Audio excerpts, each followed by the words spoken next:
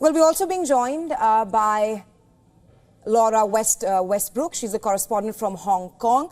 Laura, get us up to speed with the high-stakes bilateral between India and Russia, and also talk to us about how the larger overriding theme there at the SCO Summit has been terrorism, with the Tianjin Declaration also echoing India's concerns on terror.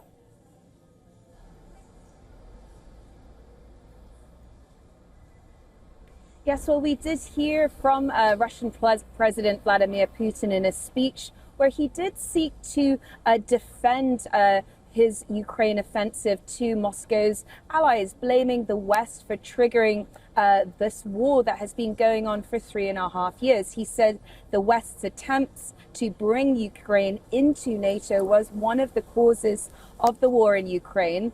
And this is an explanation that the Ukraine government has consistently rejected. It says the 2022 invasion by Russian military was part of a territory grab. The Russian leader also praised efforts by China and India at facilitating a resolution to the crisis, describing the understanding reached with Trump at the Alaska meeting, where US President Donald Trump met with President Putin in Alaska earlier this month, as opening the way to peace in Ukraine. Now, he also said that during bilateral meetings scheduled for today and tomorrow, he will inform other members in more detail and more thoroughly about the results of those negotiations in Alaska. He also added that he had already informed President Xi Jinping in detail during a lunch on Sunday, according to reports. And just last week, Moscow's forces carried out their second largest aerial attack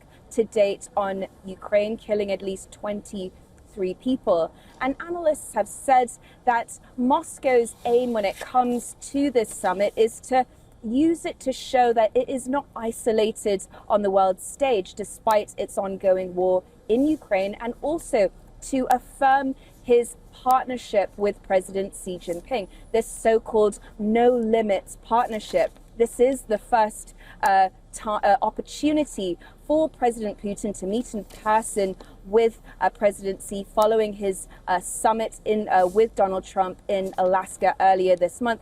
And this summit is also an opportunity to showcase the closer ties between China and Russia. There was some footage released on Russian state media showing President Xi and President Putin smiling as they chatted at the event. President Xi is also expected to meet with Putin, and the Russian leader is scheduled to stay on in China for a military parade in Beijing to commemorate 80 years since the end of World War II.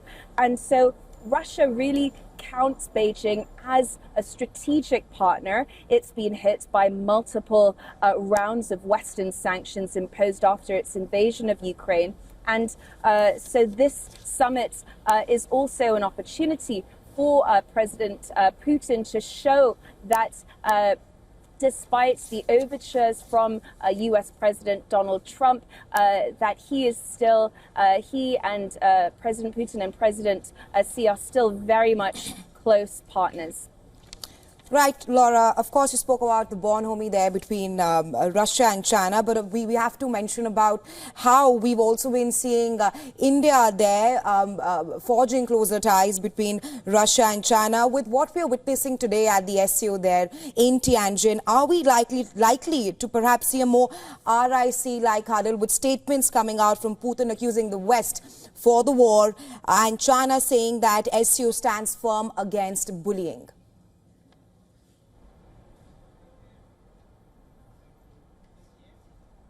Yes, this is an opportunity for the leaders of these three countries. Earlier we saw Putin, President Xi and Prime Minister Modi chatting together, surrounded by their translators. Modi also posted on X that he was delighted to meet President Putin. And there was also the focus of this summit is also on these bilateral meetings that have been taking place. We also saw President Xi holding a meeting with India's Prime Minister Modi, where they said that they should be partners and not rivals, and that it was the right choice for both these sides to be friends, to help each other succeed. This was also an opportunity for President Xi said this was also an opportunity for them to see each other, to develop ties with each other further. Prime Minister Modi said that India was committed to taking forward their ties on the basis of mutual trust, dignity and sensitivity. And he also told President Xi the interests of 2.8 billion people of both countries are linked to our cooperation, really reinforcing that while these two countries have been at odds, that there is a lot of opportunity for them now to make friends. The two neighbors have been working on further diffusing these tensions since after those deadly border clashes in 2020. Prime Minister Modi saying that they would resume flights between the two countries as well.